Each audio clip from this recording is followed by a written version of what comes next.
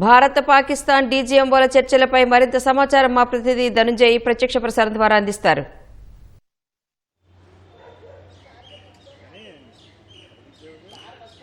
Thank you.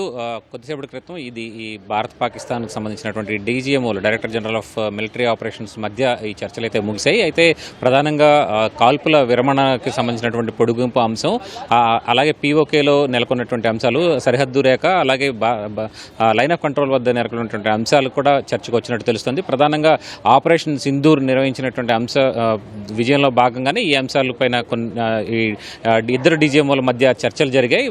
అయితే కొద్దిసేపట్లోనే దీనికి సంబంధించినటువంటి అధికారిక ప్రకటన కూడా వచ్చే అవకాశం ఉంది. ఒక రకంగా ఆపరేషన్ సింధూర్ని నిర్వహించే సమయంలో, ఉగ్రవాద శిబిరాలపై దాడి చేసే సమయంలో భారత్ కూడా పాకిస్తాన్కి ఈ సమాచారాన్ని పంచుకుంది, ఉగ్రవాద శిబిరాలపై దాడి చేసే సమయంలో. అయితే దీన్ని దాడి చేసిన తర్వాత పంచుకున్నటువంటి సమాచారాన్ని తేలిగ్గా కొట్టివేసింది పాకిస్తాన్ సంబంధించినటువంటి డీజీఎంఓ. ఈ నేపథ్యంలోనే అయితే 10వ తేదీన జరిగినటువంటి కాల్పుల విరమణ ఒప్పందంలో భాగంగా ఈ అంశాలని తదుపరి చేపట్టాల్సినటువంటి అంశాలని సరిహద్దు రేఖ, అంతర్జాతీయ సరిహద్దుతో పాటు ఎల్ఓసి వద్ద ఉన్నటువంటి పరిస్థితులను కూడా డీజీఎంఓ గట్టిగానే చెప్పినట్టు తెలుస్తుంది. పహల్గామ్ దాడి నిందితుల్ని తమకు అప్పగించే అంశంపై కూడా, భారత్కు అప్పగించే అంశంపై కూడా డీజీఎంఓ చర్చించినట్టుగా తెలుస్తుంది. ఈ విషయంలో పాక్ ఉగ్రవాద సంస్థలకు పాకిస్తాన్ ఆర్మీతో పాటు ఐఎస్ఐకి సంబంధించినటువంటి అధికారులు సహకరిస్తున్న అంశాన్ని కూడా ప్రస్తావించినట్టుగా మనకు తెలుస్తుంది.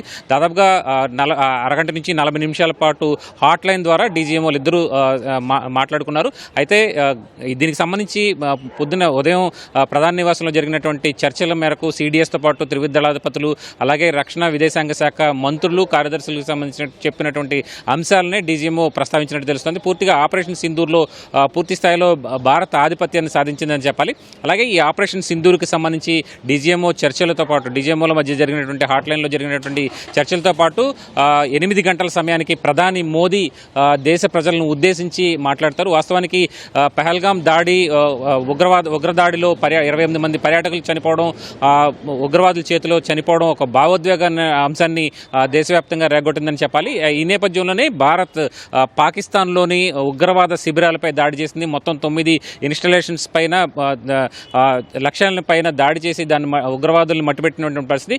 ఈ భావోద్వేగాలు, ఆపరేషన్ సింధూర్ విజయం తదితర అంశాలన్నింటినీ కూడా ప్రధాని మోదీ దేశ ప్రజలతో పంచుకునే అవకాశం ఉంది. 8 గంటల సమయానికి ప్రధాని మోదీ దేశవ్యాప్తంగా ఉన్న దేశ ప్రజలందరితో కూడా ఈ అంశాలని పంచుకునే అవకాశం ఉంది. మొత్తం పాకిస్తాన్ని ముప్పేట దాడితో పాటు త్రివిధ దళాలు చేసినటువంటి ఒత్తిడి, అలాగే దౌత్యపరంగా తీసుకొచ్చినటువంటి ఒత్తిడి, అలాగే వివిధ మార్గాల ద్వారా తీసుకొచ్చినటువంటి అంశాలన్నింటి కూడా ప్రధాని దేశ ప్రజలకి వివరించే అవకాశం ఉంది.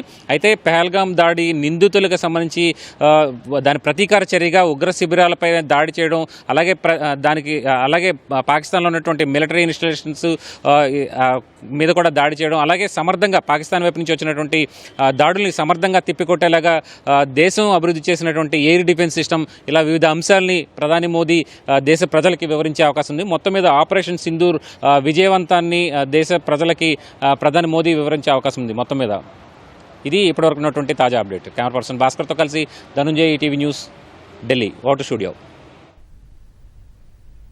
ధన్యవాదాలు ధనుంజయ్.